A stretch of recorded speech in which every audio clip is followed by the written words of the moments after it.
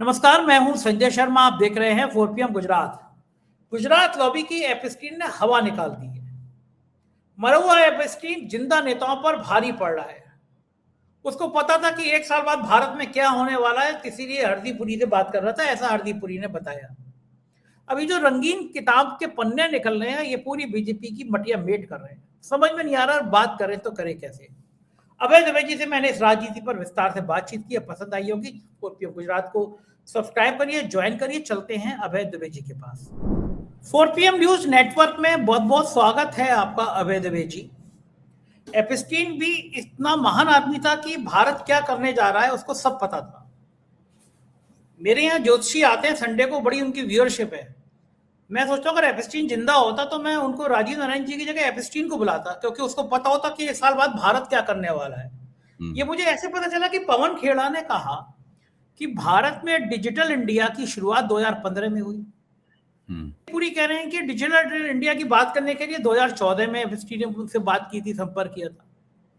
यानी एपस्टीन को एक साल बाद भारत में क्या होने वाला है ये बात उसको पता थी एक साल पहले से। अब जरा ये बताइए कि ये शोध का विषय नहीं है कि कौन सा मंगल और शुक्र और शनि की दशा ऐसी थी जो एपस्टीन को बता देती थी एक साल बाद मोदी जी क्या करने वाले हैं।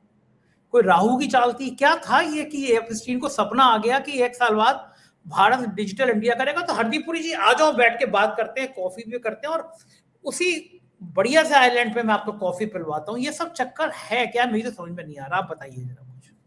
संजय जी, मेरी समझ में तो ये हरदीप पुरी एक बहुत बड़े स्कैंडल का नाम है, और ये एक ऐसा स्कैंडल है जिसकी वजह से हरदीप पुरी को बचाने की बीजेपी बहुतेरी कोशिश कर रही है। लेकिन धीरे धीरे उन कोशिशों से बीजेपी निराश भी होती जा रही है। मतलब बीजेपी के जो ट्रबल शूटर्स हैं, ट्रबल शूटर्स होते हैं ना, बहुत से हैं बीजेपी के जो ट्रबल शूटर्स हैं, संकट मोचन जिनको बोलते हैं।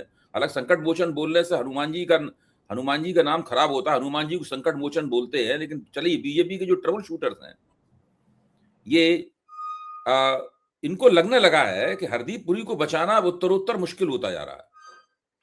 तो अब देखना, हरदीप पुरी की अगर बलि दी जाएगी तो बलि इस तरह से दी जाएगी ताकि उसके खून के छींटे नरेंद्र मोदी पर न पड़े। जब उनकी गर्दन काटी जाएगी हरदीप पुरी की एप्स्टीन की वेदी पर रखकर, तो फिर उसके खून के छींटे कुछ न कुछ तो उड़ेंगे। तो वो छींटे कुछ प्रधानमंत्री की तरफ भी जाएंगे। तो प्रधानमंत्री की तरफ उनके छींटे न जाएं, ये कोशिश की जा रही है। मुझे लगता नहीं है कि ये मामला बहुत बच पाएगा, क्योंकि उससे बदनामी बहुत ज्यादा हो रही है। हरदीप पुरी जितनी बातें कही हैं, सारी की सारी बातें पहली नजर में बच्चा भी समझ सकता है कि उनके अंदर पोल है। अब उनके मुंह से बात निकली नहीं, और पवन खेड़ा ने सबका, जिसे कहते नहीं, पवन खेड़ा ने उसकी बकिया उधेड़ के रख दी। पवन खेड़ा ने यह भी बता दिया कि भाई आप वहां पर डिजिटल इंडिया की तब बात कर रहे थे जब डिजिटल इंडिया की घोषणा भी नहीं हुई थी भारत में। इसका मतलब है कि झूठ बोल रहे हैं, ये एप्स्टीन से ये बात नहीं कर रहे थे। तो फिर सवाल ये, अगर ये बात नहीं कर रहे थे तो कोई बात तो ऐसी है, इसको छिपा रहे हैं। और इन्होंने बात को छिपाने के चक्कर में, आप देखिए, पहले तो ये कहते थे, no I was a independent person. जैसे जब अर्णब गोस्वामी इनकी ग्रिलिंग कर रहा था टीवी पे हरदीप पुरी की, तो बार बार आईएफएस जब बोलता, कहते नहीं, no I was a independent person, by then I was retired. ठीक है, ये बात रिटायर हो गए थे, लेकिन इसमें भी ये बात छिपा रहे हैं कि उस वक्त वो भारतीय जनता पार्टी की सदस्य बन चुके थे। अच्छा, अब आप देखिए कि जैसे ही नरेंद्र मोदी 2014 में प्रधानमंत्री पद की शपथ लेते हैं, वैसे ही हरदीप पुरी ये तमाम गतिविधियों में लग जाते हैं। हरदीप पुरी उस वक्त एक पूर्व विदेश सेवा के अधिकारी थे, जो यूनाइटेड नेशंस में भारत के राजदूत रहे थे। उनकी पत्नी भी विदेश सेवा की अधिकारी थी। जाहिर है कि जो एक नेटवर्क होता है, बड़े ब्यूरोक्रेसी का, देश सेवा के अफसरों का, मंत्रियों का, सबका नेटवर्क होता है, उसमें हरदीप पुरी की आमद-रफ्त रही होगी। ऐसे आदमी की जरूरत एप्स्टीन को थी, ताकि वो भारत में भी अपनी नेटवर्किंग कर सके। हरदीप पुरी को एप्स्टीन की जरूरत थी कि नहीं थी, सवाल इस बात का है। और थी तो किस तरह से थी जरूरत?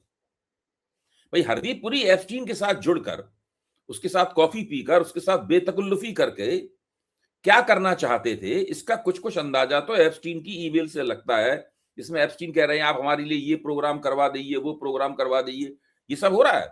अब हरदीप पुरी और अनिल अंबानी दोनों इस तरीके से एप्स्टीन से बात कर रहे हैं जैसे कि एप्स्टीन से मिली राय को नरेंद्र मोदी को देंगे।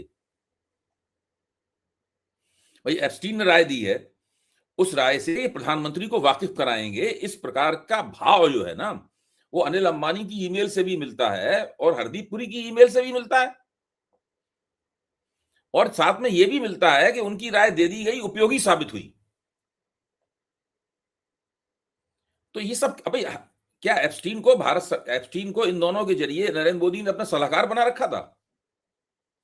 देखिए ये बात सही है कि एप्स्टीन एक ऐसा व्यक्ति था जिससे केवल घृणा ही की जा सकती है, इसके अलावा कुछ नहीं किया जा सकता। तो जब मैं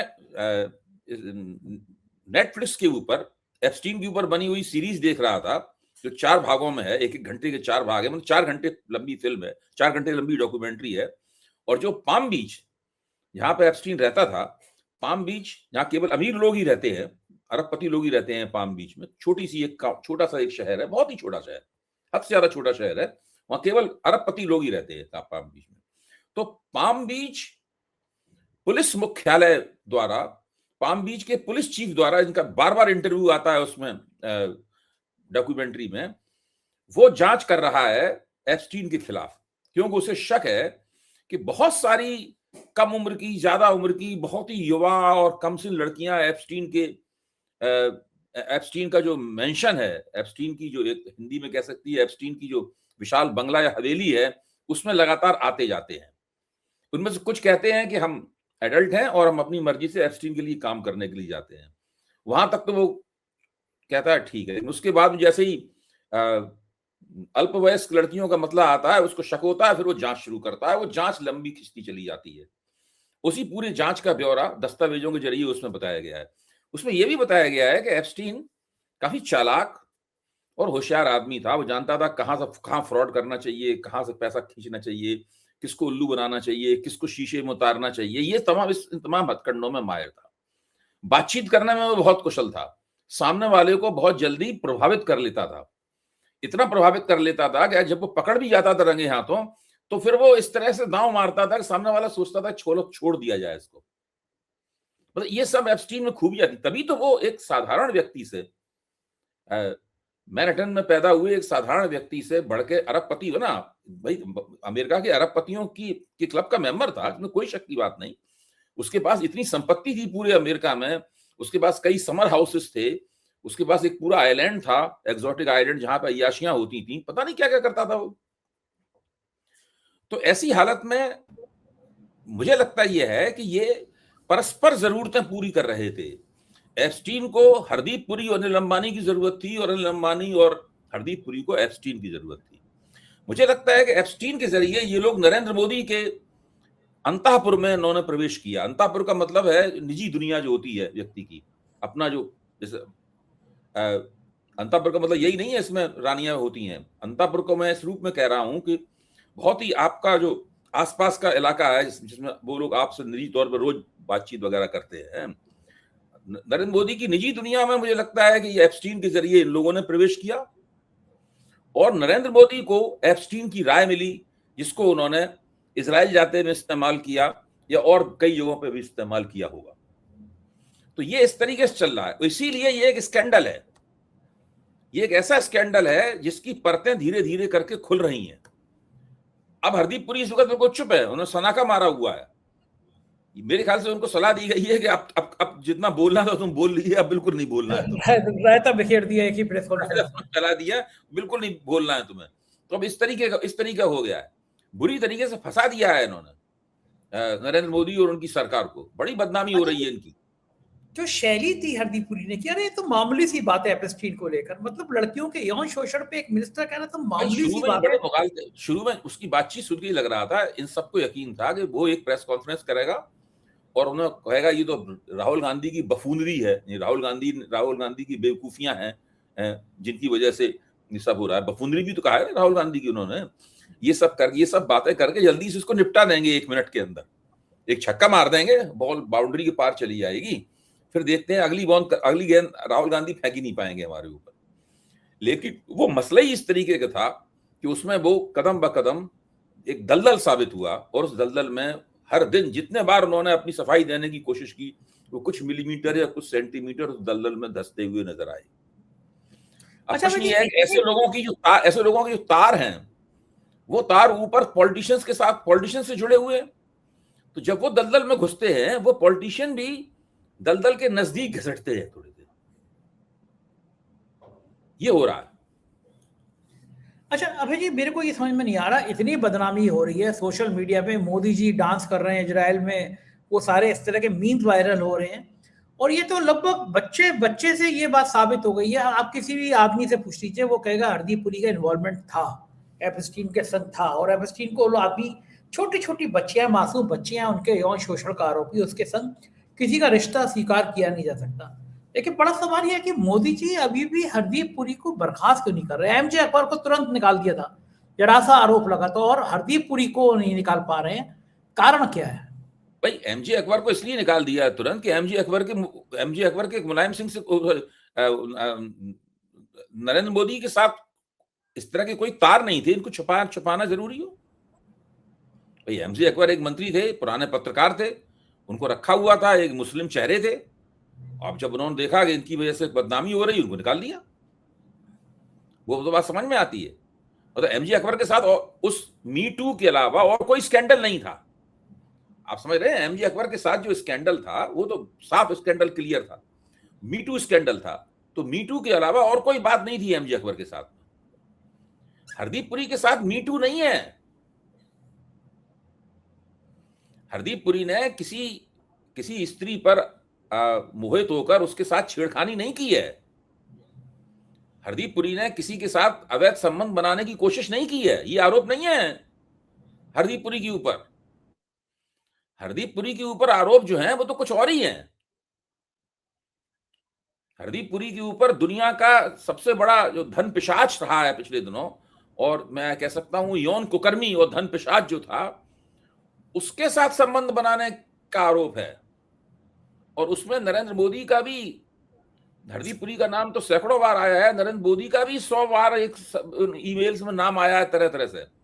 ये बात सही है कि नरेंद्र मोदी का कोई सीधा, जिस तरह हरदीप पुरी और अनिल अंबानी का सीधा ताल्लुक है। अनिल अंबानी तो उसके मैनहट्टन के मेंशन पे जाकर वेजिटेरियन पास्ता का डिनर भी कराए है। ये भी उन्होंने कहा है कि वेजिटेरियन पास्ता का हमने डिनर किया वहां पे। और साथ में वो उससे ये भी पूछते थे कि डेजर्ट का आजकल क्या हाल है, अनिल अंबानी पूछते थे। मतलब सीधे सीधे मौज मजे की बातों की भी चर्चा वो किया करते थे। हरदीप पुरी की एक ईमेल में लिखा हुआ है कि have fun, though there is no need, you do not need any inspiration for that. ये भी सब है उसके अंदर। तभी वो कांग्रेस कह रही है अनिल अंबानी को इसीलिए गिरफ्तार नहीं कर रही, ईडी सीबीआई इनकम टैक्स छापे मारते हैं, लेकिन अनिल अंबानी की गिरफ्तारी इसीलिए नहीं हो रही है क्योंकि एपस्टीन के बहुत सारे राज अनिल अंबानी जानते हैं। बिल्कुल होगा सच एप्स्टीन के राज तो सबको ही जानता है। एप्स्टीन के अलावा किसके राज जानते हैं, ये सवाल है। हाँ, ये बात तो सही है। एप्स्टीन के राज तो धीरे धीरे करके जो लाखों फाइलें हैं, लाखों पेपर्स हैं, वो खुलते जा रहे हैं। अब सोचो एप्स्टीन किस तरह का आदमी रहा होगा। हर एक चीज की रिकॉर्डिंग करता था, हर चीज की ईमेल होती थी, सब एक एक बात सब पता लग जाती थी, तस्वीरें खींचती थी, कैमरे थे, वो सब एक जगह जमा हो रहे थे, कहीं उनका कोई स्टोर था। भाई इतनी फाइलें एप्स्टीन की जो हैं वो तो उसके लिए वेयर हाउस चाहिए और उनके प्रिंट निकाल लिए जाएं सबके। तो अच्छा, करता क्यों था, रिकॉर्डिंग क्यों करता था वो? क्योंकि वो नेताओं वगैरह को अपने अंगूठे के नीचे अड़दम में रखना चाहता था। देखिए आप ये तो सोचिए कि जब 2008 में जब पाम बीच पुलिस ने एप्स्टीन को गिरफ्तार किया, जब पहली बार गिरफ्तारी हुई एप्स्टीन की, तो एप्स्टीन ने बहुत ही आसानी के साथ में, बड़ी कुशलता के साथ में, इससे पुलिस भी भौचक्की रह गई, इन्वेस्टिगेटर भी भौचक्की रह गए। उसने अमेरिका के टॉप अटॉर्नी जनरल के साथ में एक डील निकाली। उसने उस डील को संजय जी समझने की जरूरत है। वो अमेरिका के इतिहास की एक अनोखी डील थी। इसमें यह था कि हम अपना अपराध कबूल कर लेंगे और बदले में हमें प्रोसिक्यूशन से इम्यूनिटी मिल जाएगी। सोचिए आप जरा, आमतौर पर डील क्या होती है? अपराध कबूल कर लेंगे तो अगर हमें 20 साल की सजा मिलने वाली थी तो हम 10 साल में छूट जाएंगे या 5 साल में छूट जाएंगे। इस तरह की डील होती थी। साथ में यह भी होती थी कि भाई हमें फलाने एक अच्छे वाले जेल में भेज देना, उस जेल में मत भेजना जहां हमारी पिटाई की गुंजाइश हो। मतलब ये सब ये भी डील में सब शामिल होता है। डील में यह भी शामिल होता है कि हम इतना नगद जुर्माना दे देंगे, भाई इतनी जेल काट लेंगे। ये होता है डील में। लेकिन एप्स्टीन ने क्या डील निकाली? एप्स्टीन ने डील ये निकाली कि हम जब अपराध कबूल करेंगे तो हमें 18 महीने की सजा होगी, केवल 1.5 साल की, और इसके बाद में हमारे खिलाफ कोई प्रोसिक्यूशन भी नहीं होगा, मुकदमा तक नहीं चलेगा हमारे खिलाफ।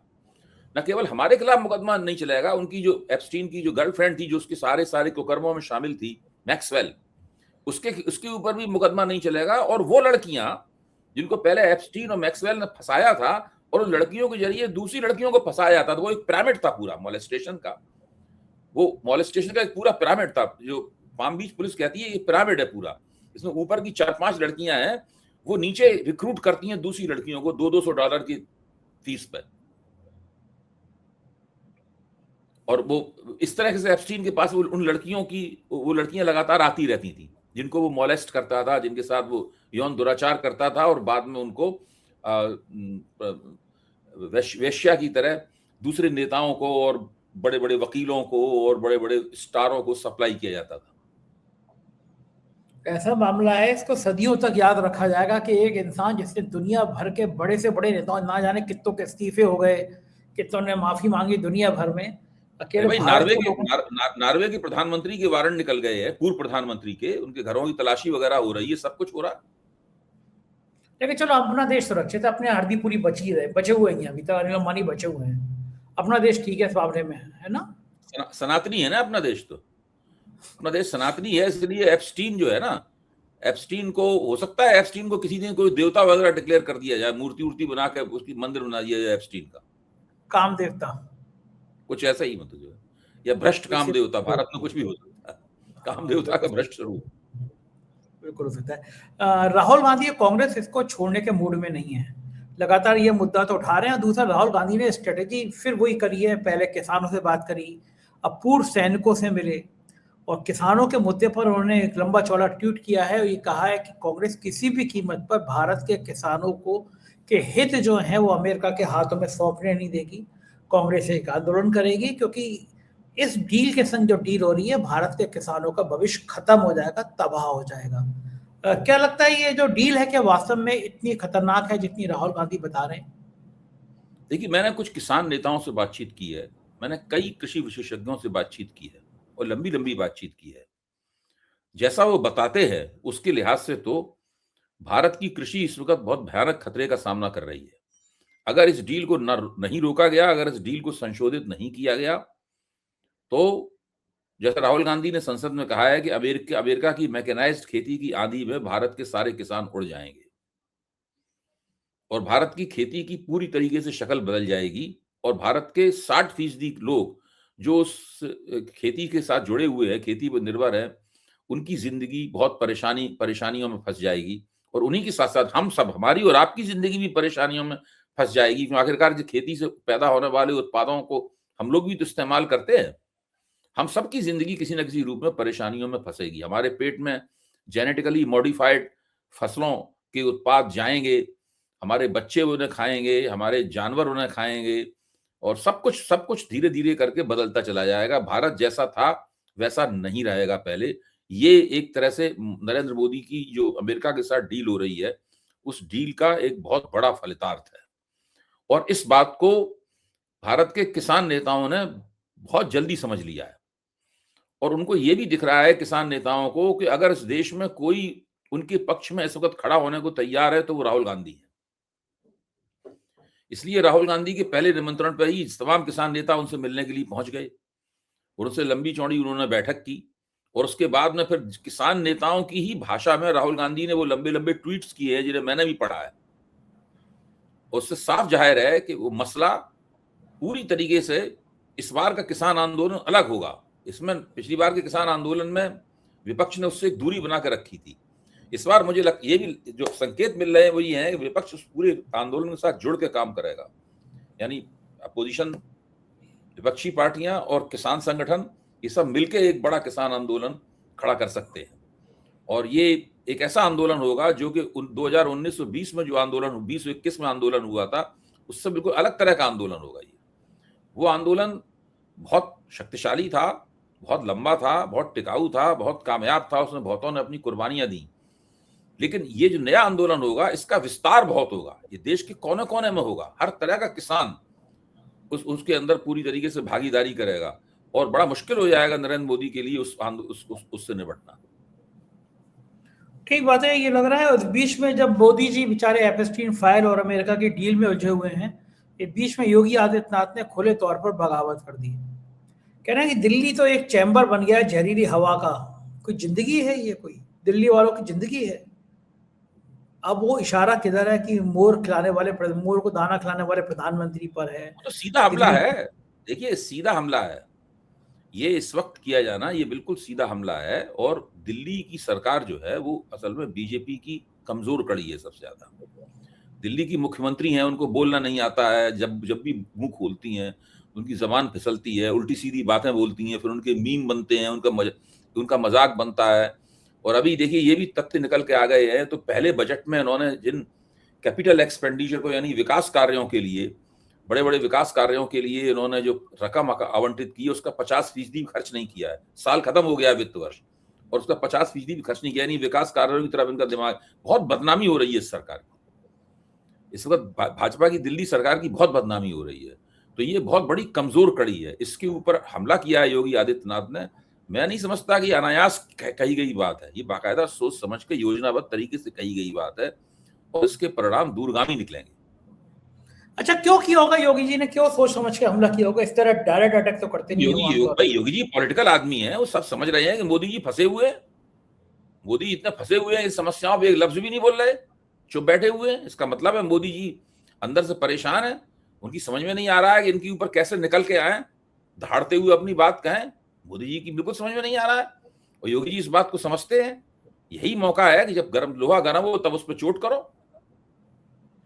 योगी आदित्यनाथ को डर नहीं लग रहा कि चाणक्य जो हैं वो मोदी जी मिलकर निपटा देंगे योगी आदित्यनाथ? चाणक्य के ऊपर तो पहले ही चोट कर चुके हैं।